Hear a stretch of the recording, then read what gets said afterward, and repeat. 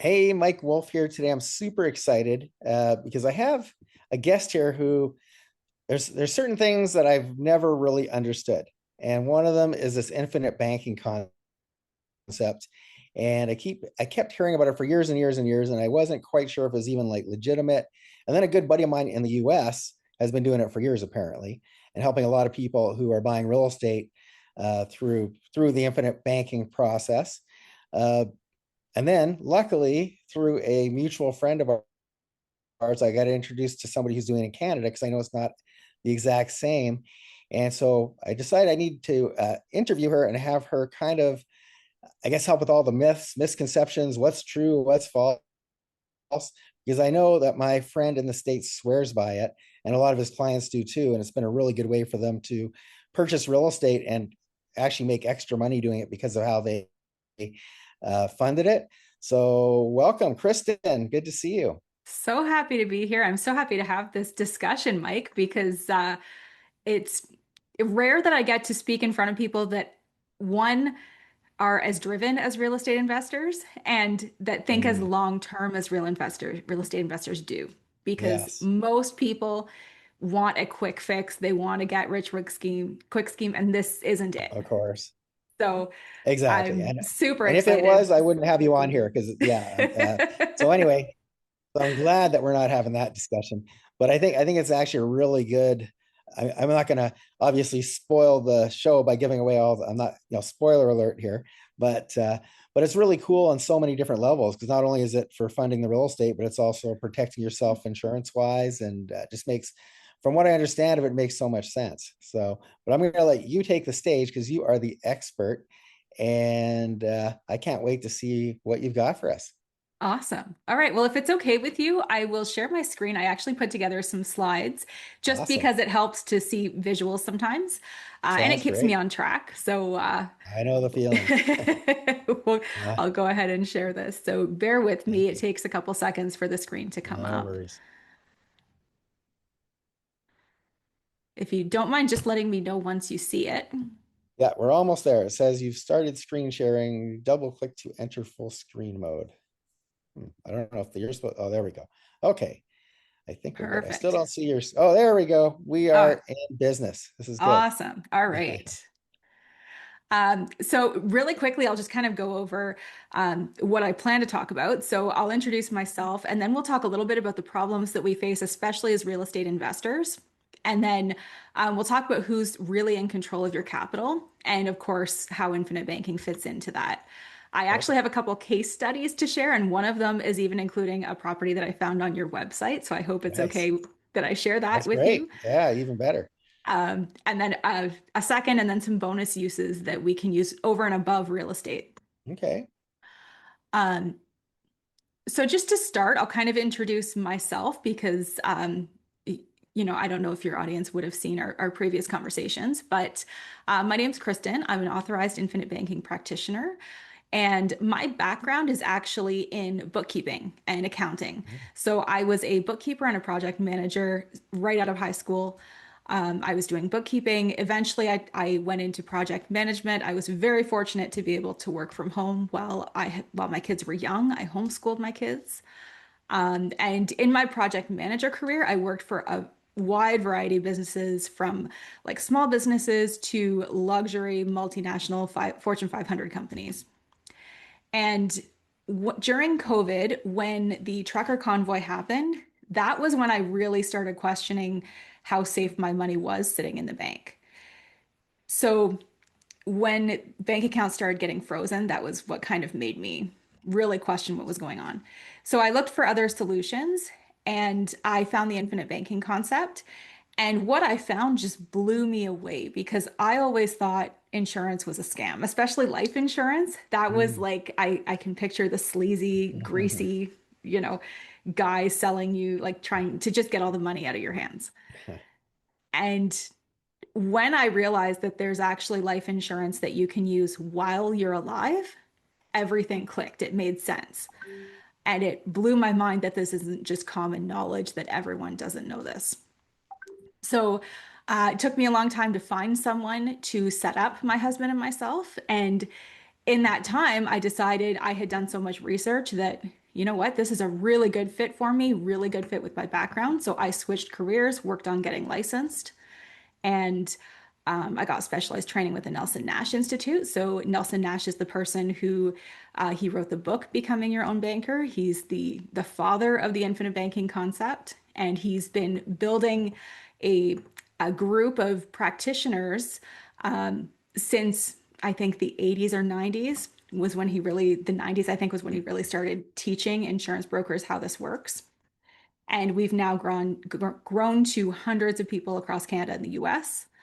Um, and in my own life, so our very first year that we set this up, we were able to go from making good income but not catching any of it, if that makes sense. It all just kind of Hmm. flew out of our hands Oh boy.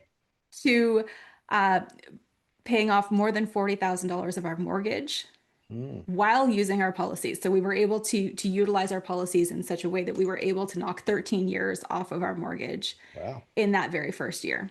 Since then, we've opened more policies. We have policies on every member of our family now. And we're putting over $60,000 a year into policies that we're using as our own banking system. Nice. So when we're talking about, I mean, this goes for anyone, but especially real estate investors, you face one major problem with every deal that you do. And that's that you're constantly at the mercy of outside institutions that dictate your time, your capital, and then ultimately your success, how successful you can be with your deals. I really want your audience to think about this because there's three financial truths that you have to really think about before this concept is going to make sense. So the first one is that you finance everything you buy. And real estate investors, you guys are going to know this because either you're paying interest to someone else, we use a lot of leverage in this industry, but if you're paying cash, you're giving up the ability to earn interest on that money forever. And if you have cash sitting in the bank, just sitting in your checking account, you know that the bank is using that cash and loaning it out to other people while it's sitting there. Right. This is the whole idea of the concept. Your money has to reside somewhere. You don't have a choice, it has to sit somewhere. You want to consider who owns and controls the place that it's sitting.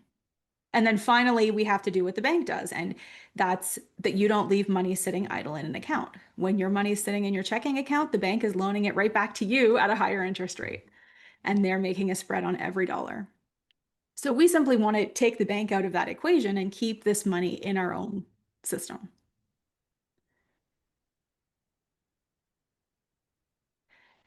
So let's go back to that control for a second.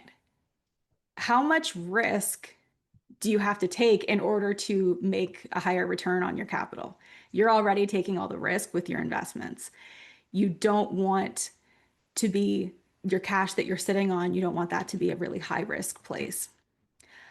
Taxes is another thing where when you have money parked, you're going to pay tax on whatever growth you get, regardless of where it's sitting. Who's controlling the access to it? Are there account minimums and maximums, management fees? And then if you do have it somewhere that you're actually getting some kind of growth on it, you have to interrupt that growth every time you pull cash out for repairs or for your next deal or for a down payment, whatever it is. Then we have to think about the credit because, as we know, real estate is a very leverage heavy industry, which is amazing. But who's controlling that credit? You have the invasive applications, your loan schedules. Somebody else is always in control of how much you have to pay when you pay it. And everything is collateralized. So what can be taken away from you if something doesn't go to plan and you're not able to make the payments that you need to. And then finally, what are delays costing you? Because as long as if you're doing a flip or your properties are sitting empty, that time is money. The more you wait, the longer you have to be able to float yourself. So all of these things are just keeping you really handcuffed because you're not in control. So again, all of these things, the high interest, the fees, the variable interest rates, the bridge funding that you have to do with outside lenders, all of these things are all working against you. So the thing that we really, really need to take is that control back. Now, before I go any further, I need to explain that the infinite banking concept is a concept. This is a way to move your money. It's not a get rich quick scheme. It's not a magic shortcut, and it's not a tax evasion scheme. The infinite banking concept, it's a disciplined, long-term strategy to keep and grow your capital. It's not a short-term thing. You're not going to see a really quick return from day one. It's very, very optimal from day one, but it's not going to make you a gazillionaire 5 days in, you know? So let's talk about what the concept actually is. So infinite banking is a concept. Like I said, it's not a product. I'm going to talk about insurance. That's the product that we use. But infinite banking is just the process of how you're using your money. You're going to capitalize in something that you own and control. Then you're going to leverage it. Then you're going to repay it and then repeat the whole process again. Now, looking at this, the 3 steps, most real estate investors, you're already doing this. How are you using it, Mike? Can you picture it? Absolutely. You do this every day. As a real estate investor, you do this every day, just not in the way that you're showing us, but I know that this actually makes more sense. So Yeah, like most people, most real estate investors that I speak with, they use their home equity line of credit, like their personal home line. yes, That's how they're starting, right? They they use the equity that they have in their own house to fund the down payment for the next house. And then they fund that house, whether it's a flip, whether it's a rental, build up equity in that. And then guess what? They take another HELOC and they use that to fund the next one. And they keep growing exactly. their empire that way, right? So the idea is the same. The trouble is you're still locked in with lender rates, lender terms. You're at the risk of the market. So if the market takes a dip, if you have something catastrophic happen, where you have to increase your HELOC, how hard is it? We all know how painful it is to go to a bank and try to get your HELOC increased. You have to go through appraisals. And again, all this time that's costing you money. So there's a better way, and that's through using insurance.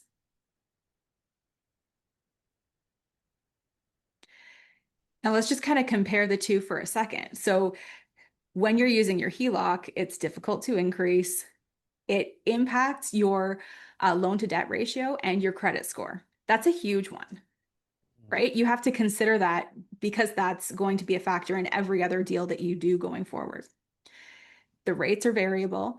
Even if you're locked in for a certain amount of time, we don't know what interest rates are going to do at the end of that term. The value is dependent on the market, so that can crash. And there's always minimum, at least interest payments. We have the strict loan to value restriction, so you can only access 65% in Canada. Is that different in the US, Mike? Yeah, it depends on the lender. So it's sometimes 70%, but kind of in the same sort of ballpark. Yeah. Okay.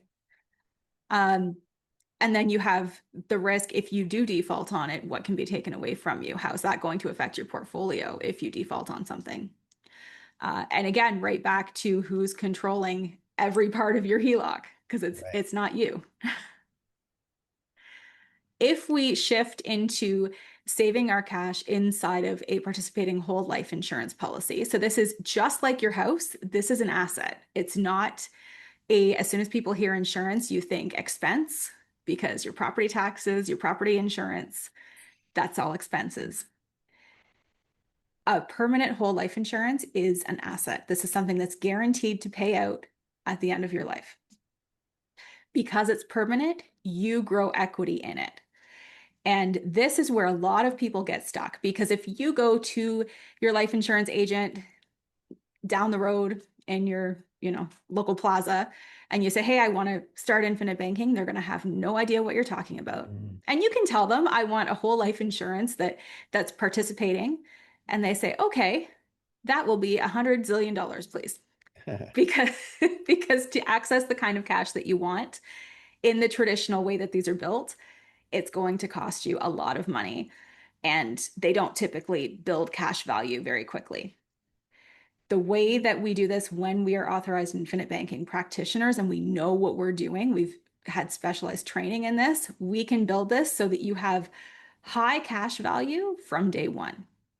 And by high cash value, just to give you an example, if we put $50,000 into a life insurance policy, because remember, this is we're using it as a bank, so we're storing money there.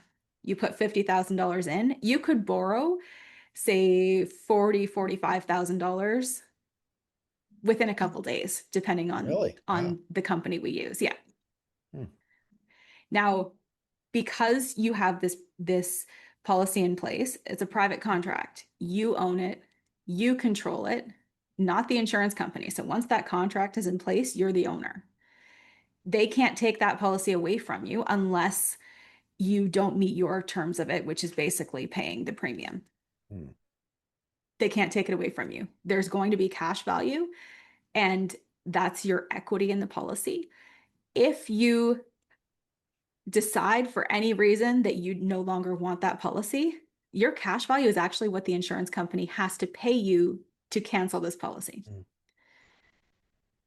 So we want that cash value to be as high as we possibly can from day one, especially when we're talking about using it for a banking system like this. Because it's guaranteed, and because it's guaranteed to be paid out one day, your death benefit will definitely be paid out. You have access to loans through your policy. These are the safest loans that the insurance company can give because they're kind of giving you an advance on the money that your family is going to get later on. There is a cost to the loans. The interest rate with most companies, like the couple that I use most, are about 6.5%. And it's only compounded once a year. So it's only charged to your account once a year. But the loans are guaranteed. You have access without applying for it. It's as simple as either filling out a form or logging into the insurance company's website and telling them, I want this much money deposited to this account. A couple days later, it's in your bank account. No invasive credit forms, none of the, giving the blood of your firstborn, Yeah. none of that. It's automatic. It's done very quickly. So that's how we access our cash value in these policies. We have stable interest rates. So they do fluctuate year to year, but not very much. Just like the dividend scale. So these policies grow. Participating means that you are a part owner of the company when we're using a mutual company. So you get to participate in dividends. The dividends we keep inside of the policy keeps them tax-free, where you're not going to pay tax on them. And they grow your death benefit, which grows your cash value inside the policy.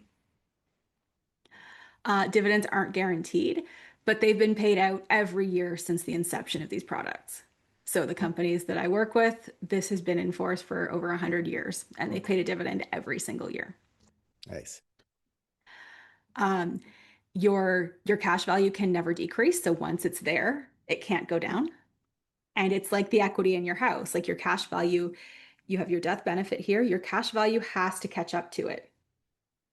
Guaranteed to be paid out by the age of 100. If you live to 101, the insurance company is going to send you a check for your death benefit. It's guaranteed. It has to be paid out. And so going back to the loans, they're flexible. You control the repayments.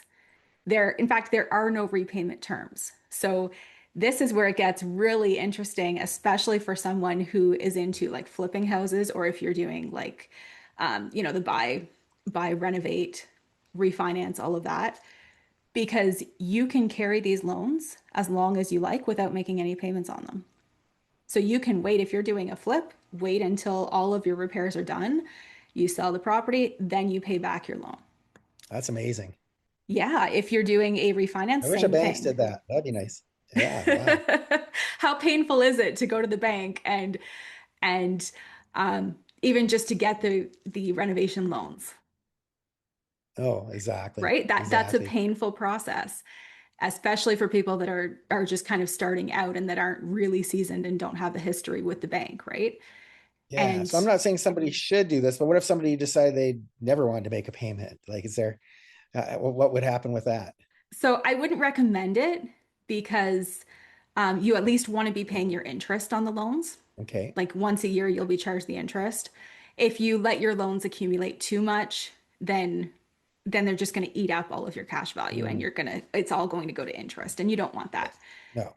But what I would suggest is at least make those interest payments. So Okay. that's a corporate strategy. Some corporations literally put cash into a policy, borrow it back out, and reinvest that, and they just service that interest. The next year they do the same thing, pay their Okay. premium, borrow out, just service the interest.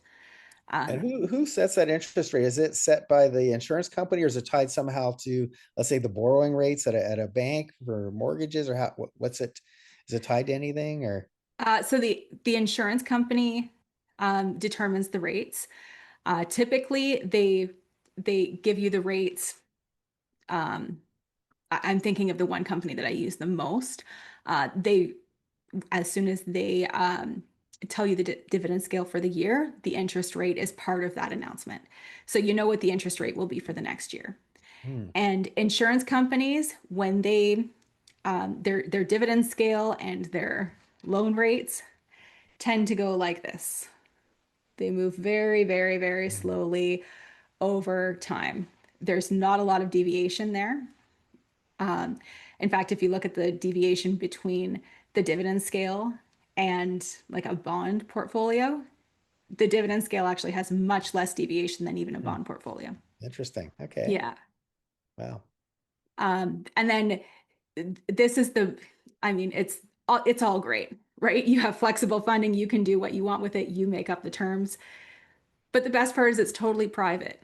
It doesn't show on your debt ratio at all, Mm, doesn't show on a credit score. This is a completely private loan. Nobody else has any idea what you're doing with it. interesting. Wow. Yeah. So it doesn't show anywhere on a debt ratio. It's not going to be included in any of the you know, the paperwork and the applications when you are working on deals with the banks. Very cool. So let's look at the first case study, and this is a property that I found on your website. So thank you for posting them. Mm, In this study, we have Neil. He's 42 years old. He's been saving $12,000 a year into his whole life. I will say some people look at that and they think, oh my gosh, that's a ton of money for life insurance. Again, this is his savings. This is where he's putting cash to use later. He's a new investor and he's looking for something turnkey. His goal is to eventually accumulate like one property a year. So he wants to just keep building his portfolio. He has $60,000 in cash also that he can invest. So not only does he have his policy, but he also has some cash on the side that he's able to invest. So he's looking at this duplex. We have $1,600 that it's netting every month. So that's important. We're going to come back to this in a minute. So when he purchases this property, he's going to use his policy. He's going to use his $60,000. And let's go back for a second because 300,000, 20% down payment, that's $60,000. right. Now, why would we need to use his $60,000 cash plus a policy loan for 60,000? So this is to cover his closing costs. He's also Canadian and this is an American property, so we have to account for the exchange rate Mm, and all these things. So he's using his 60,000 cash. He's going to take a loan out. Then he's going to repay $1,500 a month back to that policy loan. Now, the loan, your cash value there, your available loan, this is money that you can use again and again, just like a line of credit. So every dollar that he pays back, it's still liquid. It's still there. If they mm, have a pipe burst, guess what? He can take out another loan. No big deal. Transfer the money to his bank account within a couple days, pay the plumber, no big deal. It increases the loan and he keeps on. So he's going to keep a little bit of cash in the bank just for, you know, a little bit of a buffer, but the majority of his cash flow is going into the policy to repay this policy loan. Now, I want to point out a couple things here. So in this case, he's in year 7 of his policy. So he's been building it for a little bit of time. He had $84,000 available that he could use. Now, I'm sorry, he can borrow 90% of that. So it was 76,000 total. He still has, even after borrowing the 60, he still has 16,000 as a buffer. So he still has even more cash available that he can use if emergencies come up. He's going to make his payments every month. Total cost of the loan the first year, $3,900. His dividend that year, $2,300. So his net interest is only $1,500 for that whole loan for that year. Nice. If you look by the third year of his loan, he's actually making more money in that policy just in the dividend than he's paying in interest. Wow. That's pretty Okay. cool. Yeah. So let's look at it a bit farther now because his available loan here, well, this just keeps going up because remember, he's still funding the policy. He's still paying premium into the policy every year. That's growing his cash value. His dividends are buying more death benefit, which is also increasing his cash value every single year. So it has this snowball effect where it's just going to keep getting bigger and bigger and bigger. So what if he takes it a step further? Because remember, he really wants to build his portfolio. So let's say, all right, by year 3, he's going to buy another property. This time he'll take out 70,000 to buy that property. We see his loan interest. Net interest is still only $3,000 on that $100,000 loan. The following year, 2 years later, he's taking out another one. 2 years later, another one. So he's built, after those 10 years, he's built 5 properties. He's now cash flowing $90,000 back against his loans. And look at how much faster these loans are getting paid off. So we have a couple things working. We've got those, your cash value growing, right? His dividends now are quite large, $6,700 a year. That's buying more death benefit, further driving up the cash value, which is like his line of credit limit. So he can borrow more and more cash every single month. In fact, he could log in and every single day have access to more cash than he did the day before. Very powerful. Imagine what that would look like over 20 years. Yeah, absolutely. How many properties he would accumulate and how much faster he can pay off these mortgages as well. Now, I want to show you this chart just to show what's happening inside of his policy. So he's 42 when he started his investing, but he was actually 35 when he started this policy. Now, don't get caught up in the ages. Everybody says, oh, I'm 50, I'm too old to do this. The numbers are going to be a little bit different, but the curves of the lines here are going to stay the same. So please don't get caught up in the numbers. And 12,000 a year, you know what, for some people, that's a stretch. For others, add a 0, add 2 zeros. I can make these policies as big or as small as it fits your budget. So our green line is what's going into the policy. If you notice, he's going to stop funding at 65. Not because he can't continue, but when he set this up, he said, you know what, when I'm retired, I don't want to think about paying premium. In reality, look at what's happening. This is his cash value. Yeah, it's growing even though he's not putting cash in. How much better is it going to look if he puts in $12,000 and his cash value grows by 40, 50, 60? For sure. So he's not going to stop. He's in Canada. He's going to take his CPP every month, OAS, whatever he has coming in that's extra, going to put it in the policies, then take out policy loans. And he could live on the policy loans, use that as his passive income, not pay them back at that point, let it ride. Later on down the line, our purple line here is his death benefit.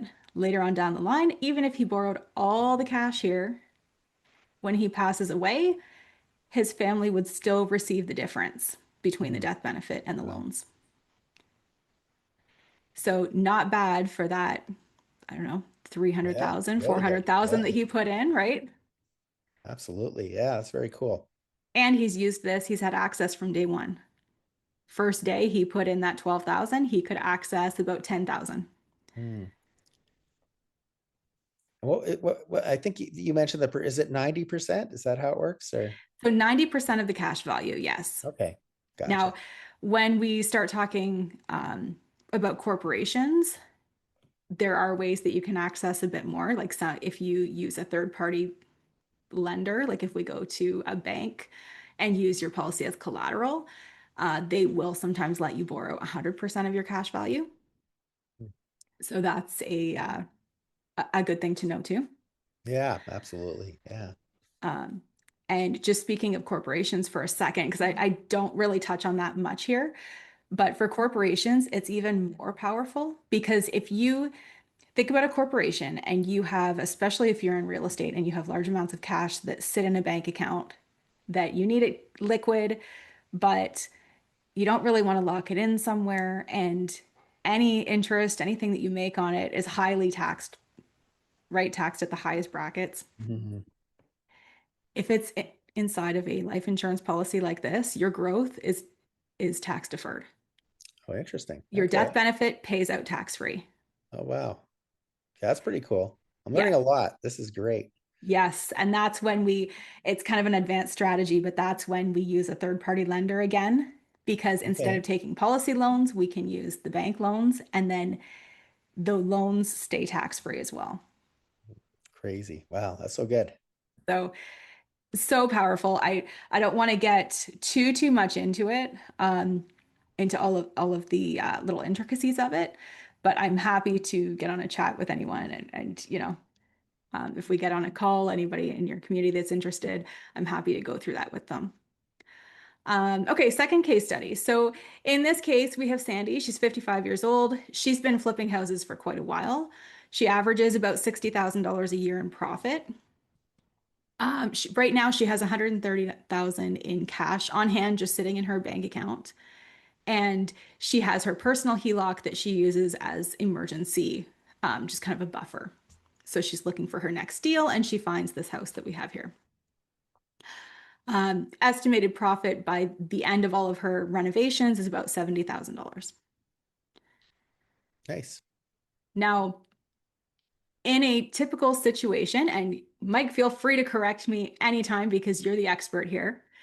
So let's just say she's going to utilize that cash. That's how a lot of people, just move their cash back and forth. She uses her $80,000 for the down payment from her cash. She has $50,000 she can use for renos. Then her HELOC covers her buffers. So she's fortunate she doesn't have to go to a private lender and pay really high rates for that if she needs a buffer. But what happens if the renos exceed that? Or what happens if the timeline gets really extended because now there's Yeah. extra repairs and you can't get the contractors lined up, you know? What if she has to hold it longer than she had planned and it's just not selling? Or worse, what if another opportunity comes up Mm. and she can't take advantage of it because all of her cash is tied up? So I want to show you a different way that she could be doing this, that she could be handling her whole business. So in the second option, she's using the infinite banking concept.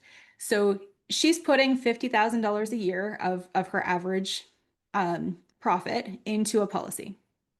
By year 5, she has $256,000 available in her cash value that she can borrow. So for her $80,000 down payment and her $50,000 for renos, she takes that out of her policy as a loan, and she still has $126,000 available as a buffer that she can use. Now, her personal HELOC is still there if she needs it. Now she has it available for other opportunities that maybe come up, or to just finance things personally, because you really don't want to be mixing that if you don't have to. She has a lower cost borrowing if the costs exceed her budget, so she doesn't have to go to those third party lenders. And she has the flexibility. So there's no payments during this whole flip. All of the renos, she's not making any payments at all. Mm. That's great. She can just keep going with everything that she's doing. If she has to wait, and if there's some volatility in the market, she can even hold it for an extra 6 months, a year, if she needs to, before she puts it on the market and doesn't have to let it sit there. She can also change her plan at the flip of a switch, because she doesn't have to go back and forth with the bank and say, oh, okay, well, I was planning to flip this, but I've decided to rent it now, so we need to change the lending terms and make all of those changes. The best part, though, is that all of her profits are growing inside the policy, regardless of whether she has loans or not. That's still growing. Mm. By the Very time cool. she's done this and she's repaid her loan at the end of it, her new cash value at that point is $318,000. So she has more cash available than she started with, and it keeps growing for the rest of her life. That's really cool. One quick question. Yeah, So let's say you didn't have enough in your policy to cover the entire purchase price of a home, but you could take a down payment from the policy and then go to a regular lender to top it off to get the rest of the exactly. proceeds. Okay, cool. Yes. And you can tell the bank that it came from a policy loan, and that's just like using cash, because it's Okay, you're using nice. your own asset. Very cool. So the bonus uses, and for me, these are the really drivers for using this kind of strategy.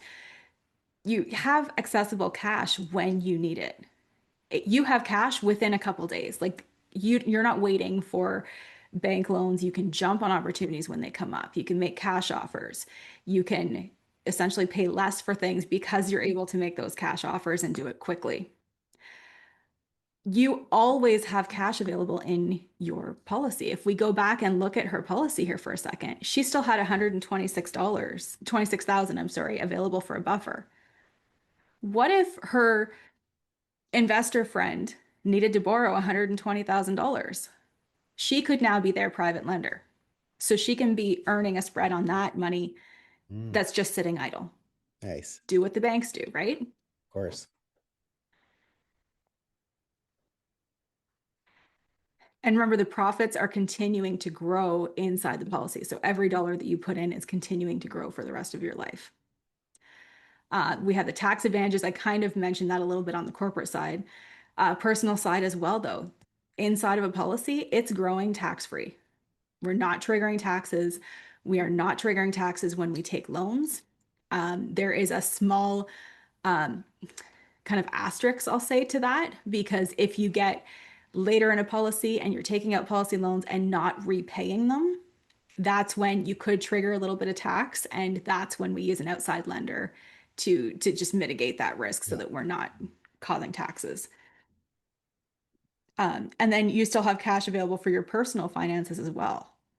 So you could buy houses outright, or you can um, do like she did, use it for the down payment, still use the bank lenders, and you still have your policy there to be able to fund the things like your cars, education, home renos, all the things that we all have in our lives that we're all using the outside lenders for.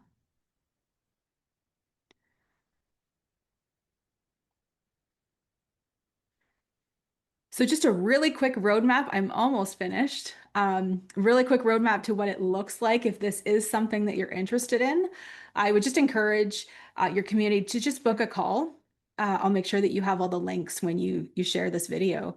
Great. But let's just get on a call. It's a conversation. I love meeting new people. Worst case scenario, we both get to meet somebody and have a chat, and you'll get a little bit more information. And maybe it's for you, maybe it's not, or maybe it's not for you right now. If you decide to move forward, we're not doing anything until I know exactly what you're looking for. We're going to look at your goals. We're going to make sure that we have a custom plan so that we can get you closer to those goals that you're trying to reach. Only once that is all, we're really comfortable with that, that's when we would go ahead and put an application in for a policy. And then the fun begins, because now we can start funding, and your policy, like I said, depending on which insurance company we use, you could have a policy loan out a couple days after funding it.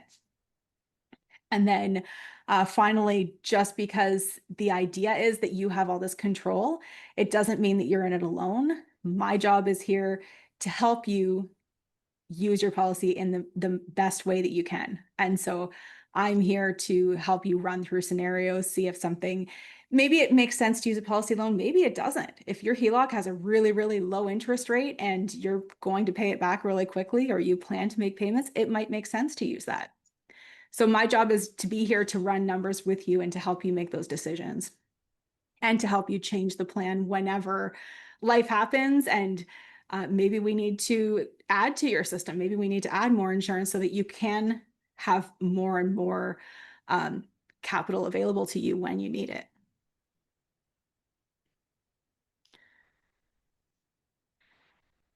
So the QR on the screen here does lead to my booking page, but I'll make sure that you have all those links as well, Mike. Excellent. Excellent. Wow, that was great. I learned so much. This is so informative.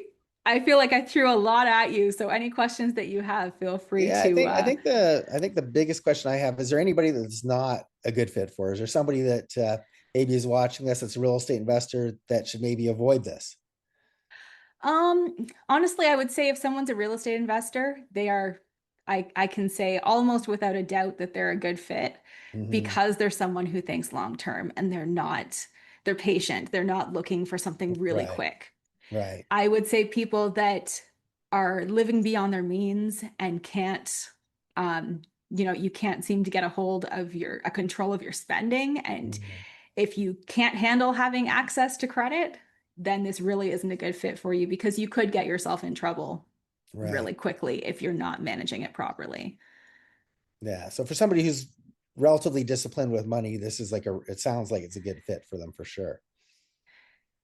Yes. Yeah, I would say anyone that has a long-term strategy that's looking for, um, I don't like to use the word investment because it's not an investment, but a whole life insurance policy could even take the place of a bond portfolio. And to be honest, it performs better. Hmm. So Okay. just to be a part of your portfolio, even if you're not a real estate investor, it's a really great thing to have and to be able to keep your cash liquid while it's still growing. So you can still access it, which is amazing to me. Exactly. And so you were mentioning, so at 100, you have to take the money whether you want, if you're still going strong, like I plan on being here till like 130-ish, let's say 140. So the money comes out at that point, it's taxed, I'm guessing, in some way, right? No, no, it's a Oh, death benefit. It's paid out oh, tax even free. So better. you would get that check. Yep. Okay, I was Um, afraid I shouldn't really live much past 100, but now it's like there's no, hope. you take it. Yep. And then you take it and you buy another insurance policy on a family member Oh, and you borrow okay. it out that way. Yeah, smart. I did not know that. So at what point would it get, what point does it get taxed? I guess So if you were to cash it in at some point prematurely or yes, yeah. So if you were to cash it in, if you were to do a withdrawal, so that's like a partial surrender, like you want part of your death benefit now, that would become taxable. Even your dividends, if you took them as cash, which you can do that anytime, take your dividends as a check instead of keeping it inside the policy and building it. But if you take the dividends as cash, then they're taxable. Some people do that in retirement for their passive income, and it might make sense if you don't have a lot of income. I mean, it's not depending on how big your policy is, but um, I would say most of the time it makes a lot more sense to keep them inside the policy and borrow it back out and then just not pay back the loan. yeah, it sounds like it makes way that's a great but you had me really excited about this thing because now, like I said, at 100, it's like, well, that sucks. I got it. Then you lose all, but you don't. So it's really cool. No, And I like the no. idea of now you take out a policy against somebody else. So and can you take out like can you just take out a policy on any like relative that you want, or I'm guessing you probably need their permission, but Yes. Yeah. So you would need their permission. You can, if you're a business, you can take out policies on like shareholders, on key people in your organization, things like okay, that. For a family, really anyone that you have like an insurable interest in. So someone okay. that any family members you could do, yes, you do need their permission. But if you're the owner and the payer, it's I'm sure not too many people would object to it anyway. I mean, it's yeah, unless exactly. they think you're going to murder them, in which Well, case they might not be too happy about it. yes. Yeah, exactly. But yeah, typically we start with one or two policies. So if I'm talking with a husband and wife, I want them both to be insured so we have that coverage because it is for a death benefit. Ultimately, that is the goal of having life insurance. So you have this death benefit payout. So we want both of you covered. But that's how we expand our systems. So once both people are covered, then we talk about the kids. Then Mm, we talk about if you have, now your estate, your portfolio has grown and you have more cash coming in, you need somewhere to put it. Guess what? We have to open more policies. So we mhm. can do a second policy on you, a second policy Nice. on your wife. We can just keep making it bigger and bigger. Okay, very cool.